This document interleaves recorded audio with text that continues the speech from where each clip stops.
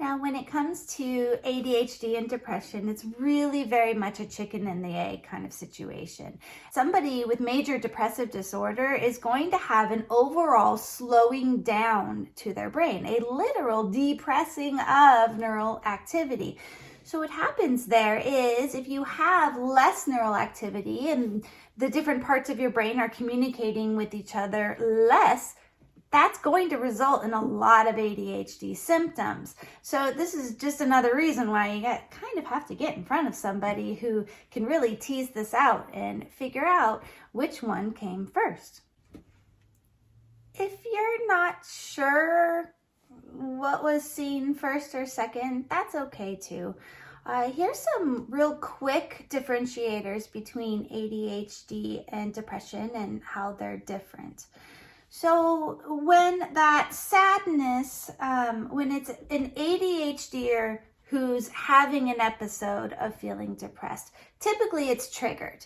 And I say typically, but almost always it's triggered. It's some event that happened, or it's either that or else it's ruminating thoughts. So it's triggered by their own internal dialogue of feeling stupid and nobody likes me and all that stuff. So it typically has a trigger. Now, an ADHDer is also going to have a flexible energy level. So when they're feeling really bummed out, they might be really sluggish, but then they'll come out of it when something else triggers them to feel excited or happy about something.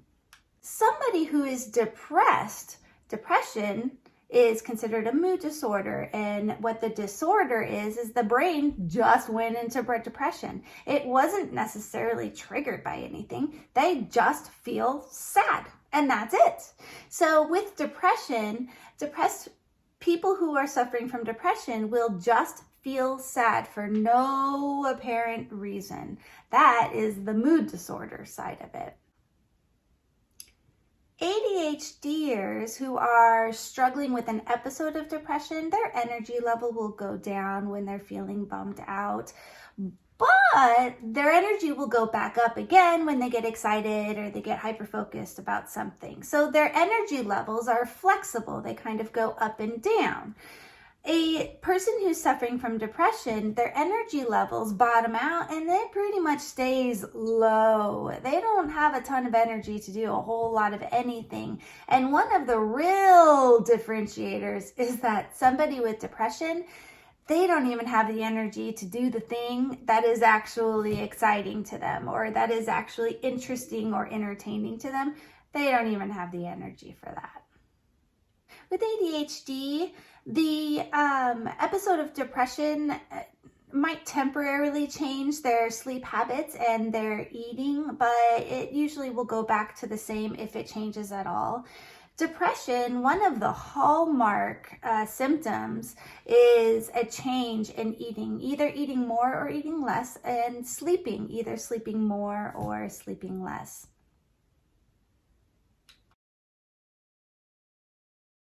Some behaviors that ADHD and depression totally share.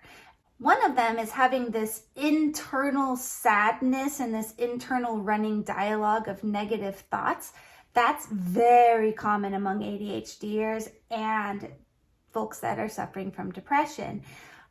Then on top of that, having that internal dialogue of negative thoughts coming out as anger and frustration and defensiveness. Third thing that is super common for both diagnoses is excessive guilt. ADHDers feel excessive guilt all the time, and so do people who are depressed. So this is where you can see an assessor might run into a little bit of trouble, because if they don't ask more questions and they don't go any further, okay, you're feeling sad, it's coming out as irritability, and you're feeling really guilty, well, it must be, usually they'll say depression.